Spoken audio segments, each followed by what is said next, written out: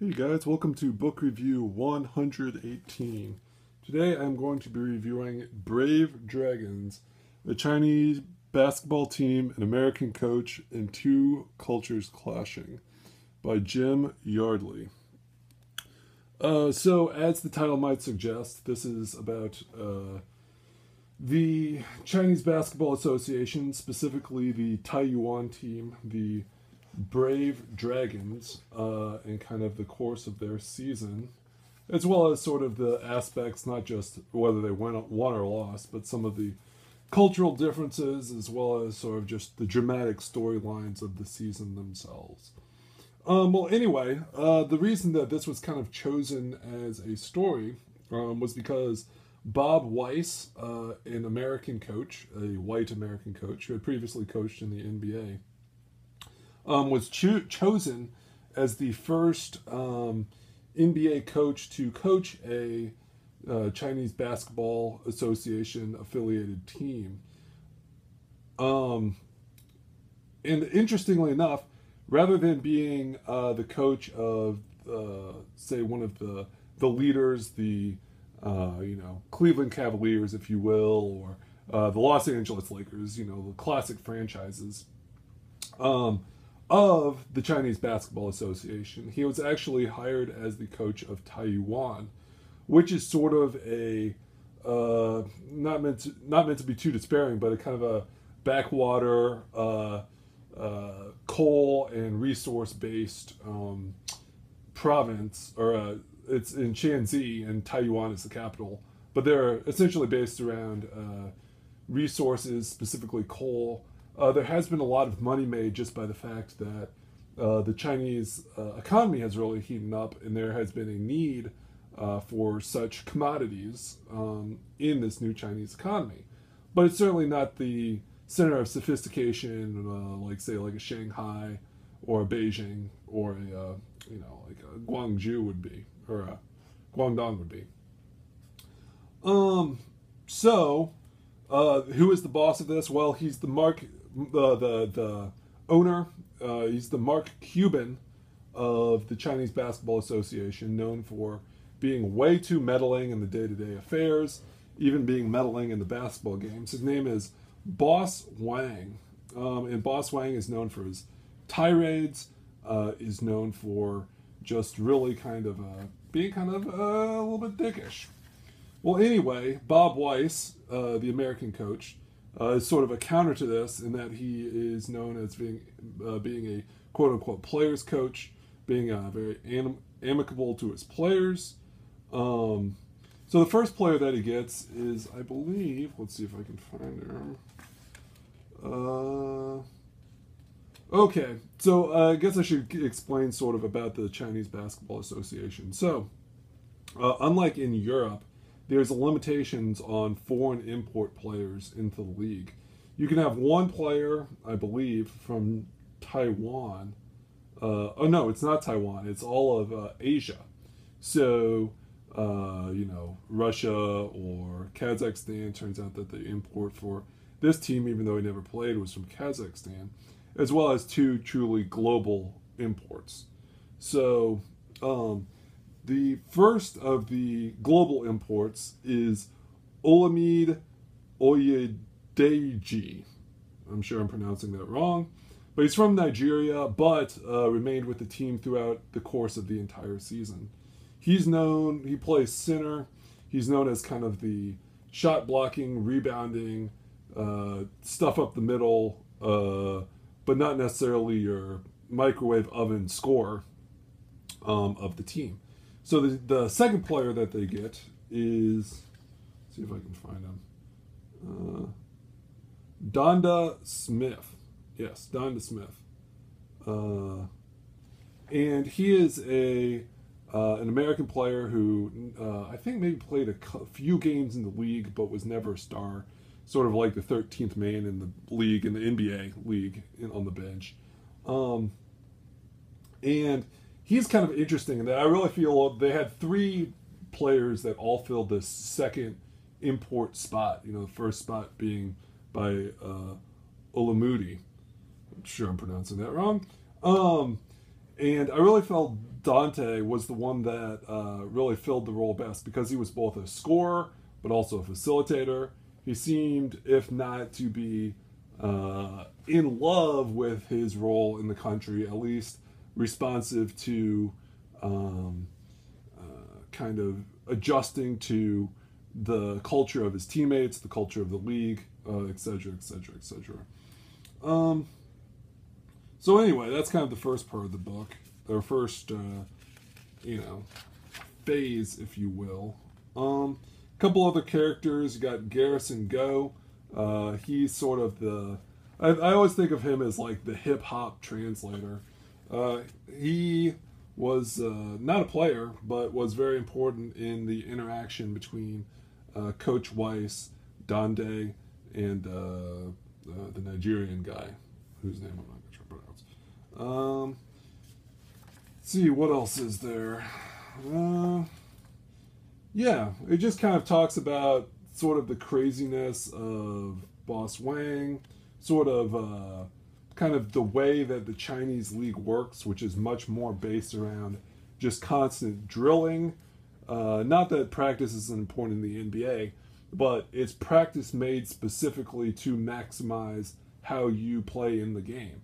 So for conditioning, etc., you might run up and down the court a few times in practice, or just generally keep an eye on your conditioning. You don't want to fall out of shape, obviously. You need to be in good shape to be in the NBA. But that's not what the majority of time is spent on. The majority of time is spent on specific skills that can be gleaned, particularly among the NBA that's become more specialized in three-point shooters and big man, rebounders, etc., etc., etc. To kind of work as a cohesive unit in order to achieve a goal. Well, that's not really the way that the CBA, the Chinese Basketball Association, practices. The way that they practice is that they run wind sprints constantly and then just do shooting drills. It's like wind sprints, shooting drills, and then scrimmaging. So there's not really a lot of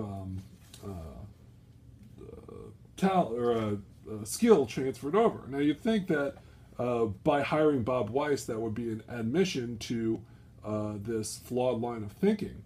But it almost resulted in that Bob Weiss, for a time until they really saw its value, was more a publicity stunt than anything, because essentially Boss Wang, Weiss's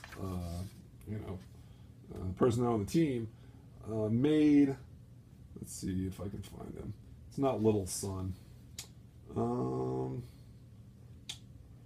Well, maybe his assistant coach, who I don't see where he exactly is at right here. Lou T, I believe, is his name. He was given coaching duties of the team, more or less. Bob Weiss would kind of talk about generalities of coaching and kind of give his input, but really he was, strangely enough, even though he was a well-respected ex-NBA coach, he was really almost relegated to the role of head coach in name only, an assistant coach to what Lou T had. And there's a specific instance where Lou T would do things like give 1 hour talks after they practiced all day, or not all, well, yeah, they'll practice quite a bit during the day, and then at the end, the entire team would have to meet to listen to like thoughts about classical Chinese poets and Confucian ideology, that sort of thing, because he thought that it would instill things in him. Well, I mean, it's not that those things don't have value, but your return on value for players that you just want to play a basketball game there's just more efficient ways of going about it. What else? The players themselves, I talked about some of the imports.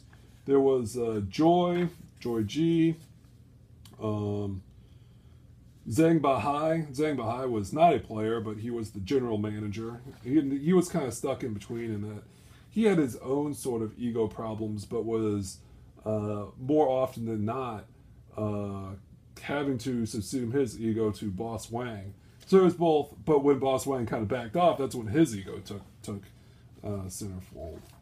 Let's see. Little Sun. Little Sun was the Taiwanese player that I mentioned earlier. Let's get to the other, because they have more players over there. Oh yeah, Zhang Zhui, Kobe. He was like the power forward of the team. Duan Jiangpi was like a shooting forward.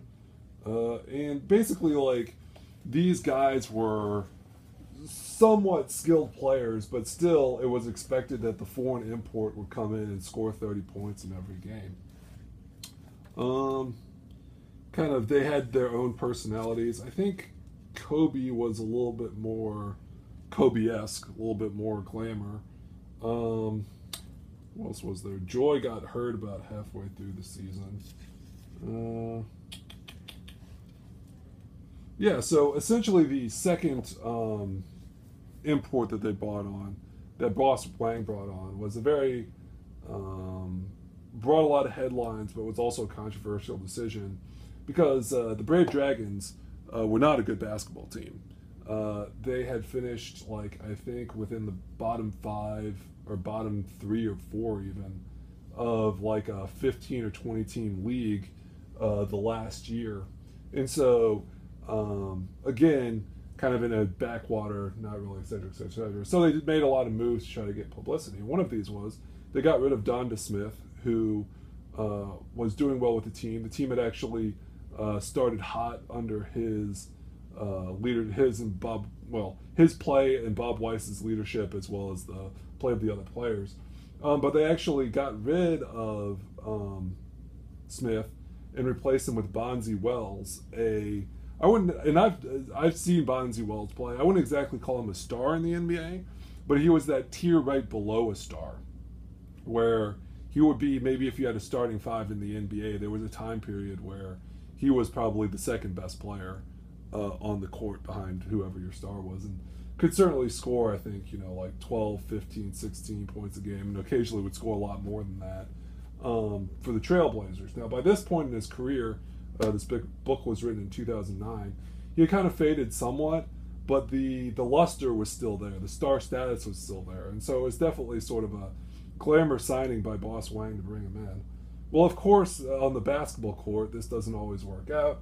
Bonzi Wells was a much more selfish player than Donda Smith was. He really wouldn't get his other teammates involved, to the point where it pretty much got to be Bonzi Wells versus the other basketball team. He would go out and score 48 points and they'd still lose by 15. Stuff like that. But that only lasted a couple months. Bonzi eventually, I think it was like a winter break, and he had only signed for a short-term contract. And the idea was, I think, essentially that there was like a sort of understanding that he would play out the rest of the season and then he'd just work out the rest of the contract when he was in country, when he was playing for the team. But considering things went south over this winter break, or the Chinese New Year I specifically think is what it is, he decided to go back to the United States and actually made himself completely unavailable, to the point where they did not know if he was going to come back or not, because players were allowed to leave on this break. It's like a 2-week break or whatever. But they couldn't get in contact with him. So they eventually brought in Tim Pickett, the third player. Now, a couple things about Bonzi.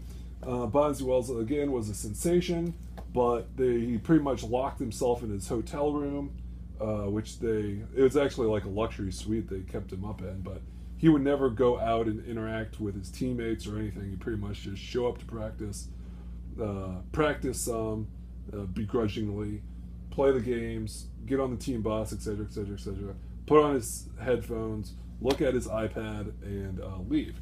Now, that's not to say that Jim Yardley didn't find him. It's not that he was necessarily a mean person, but he just wasn't accommodating to other people. Like, he was there to do his job, and when the job was over, when it was time clocked out, he was just going to go stay in his room. Which, I mean, he scored a lot of points, and they actually did okay when he was there, but, doesn't really ingratiate yourself, if you will. Let's see. Oh yeah, I forgot a big old rustling. they've also got some pictures in this book, so I'm not just going by the pictures, but it helps me kind of remind me what I've remember reading in this book. He was the Kazakh, giant Kazakh player. It was supposed to be a big man that never kind of panned out. There was also the DJ. Let's see if I can find him. He's around here somewhere. Forget what his name was, but he was sort of a revolutionary in China in that he devised, well, not a revolutionary, but kind of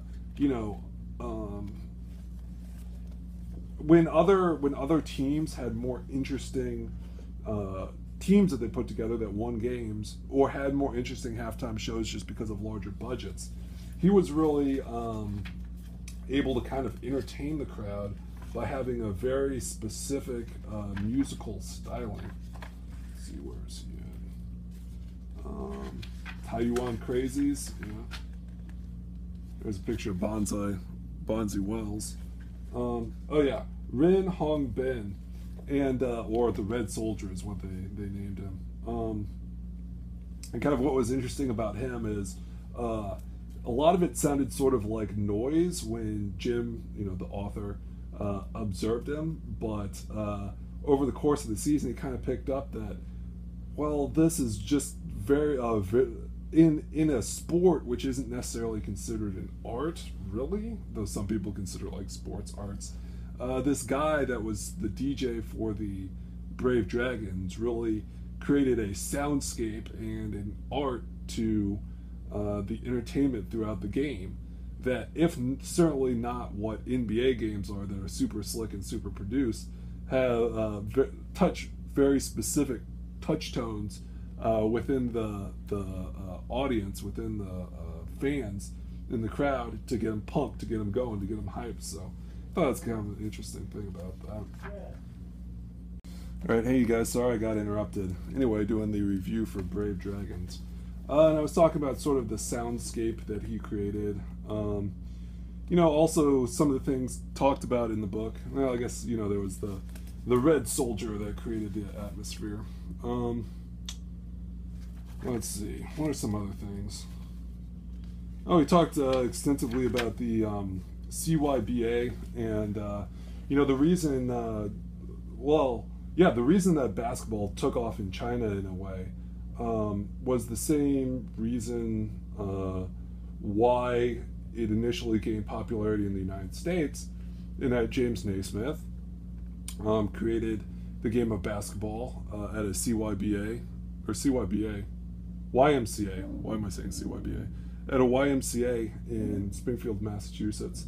And then through YMCAs across the country, particularly Kansas is well known, spread the game around, and it became very famous in these areas, and then eventually became just popular as a sport independent of the YMCA. Well, the YMCA was also a evangelical, it's a private organization. It wasn't really a colonial organization the way that like a country would be, but they were evangelical in China in the late 1800s and early 1900s.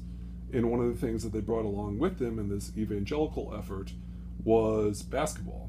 Now, so it kind of spread them out along those lines.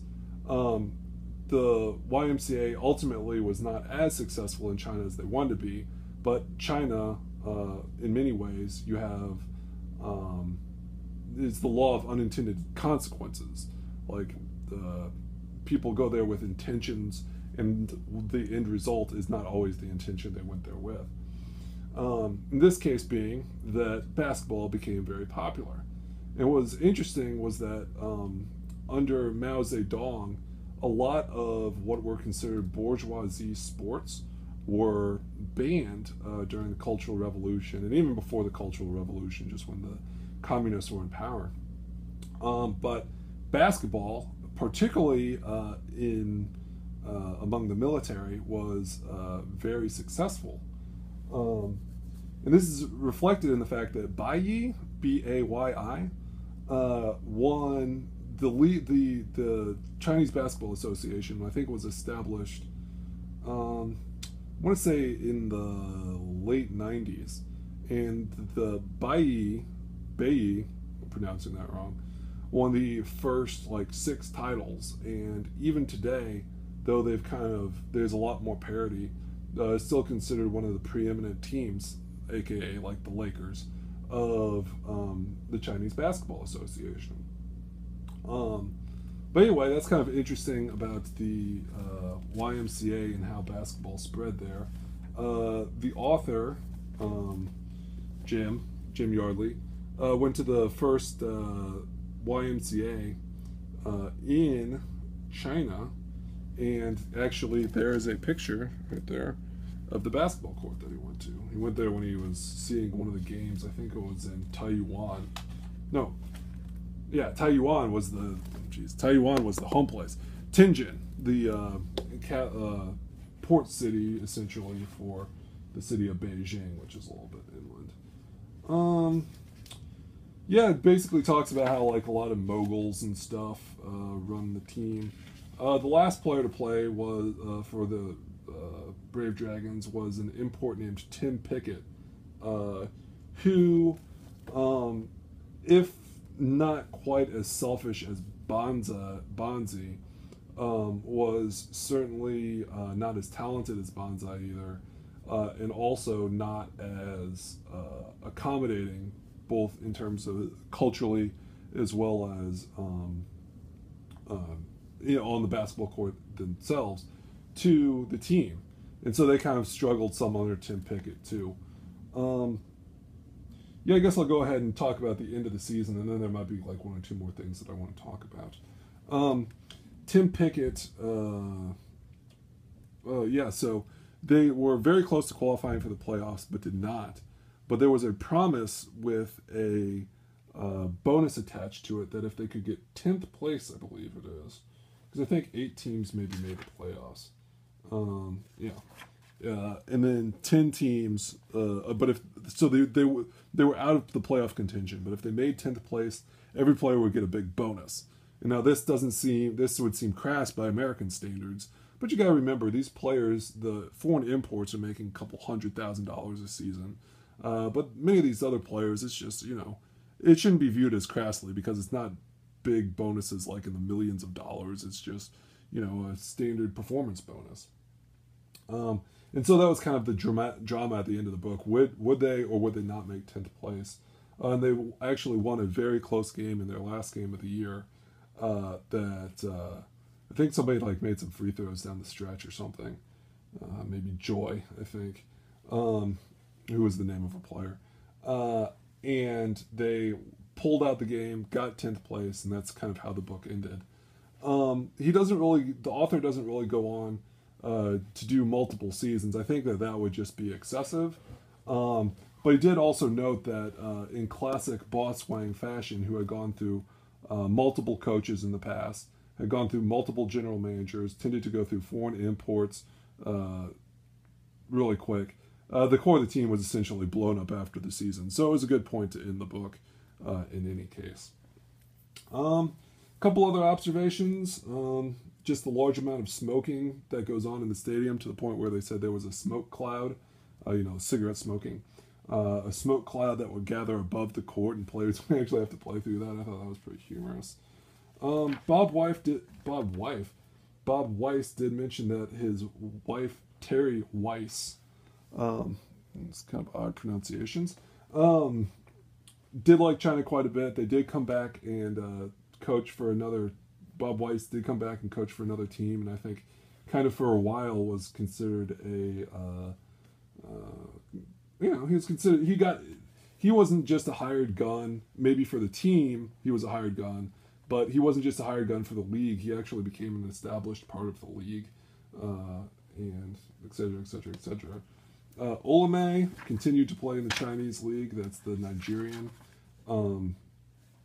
Continued leading the league in rebounds and all that kind of stuff, but he did only play 1 season for the Brave Dragons. Yeah, I think I'll leave it at that. I think that's a pretty good review of the book. I'm sure I missed all sorts of stuff, particularly about like Taiwan and kind of the cultural interactions of people and everything, but we'll leave it at that. Okay, Brave Dragons, a Chinese team, an American coach, and 2 cultures clashing by Jim Yardley. All right, see you guys later.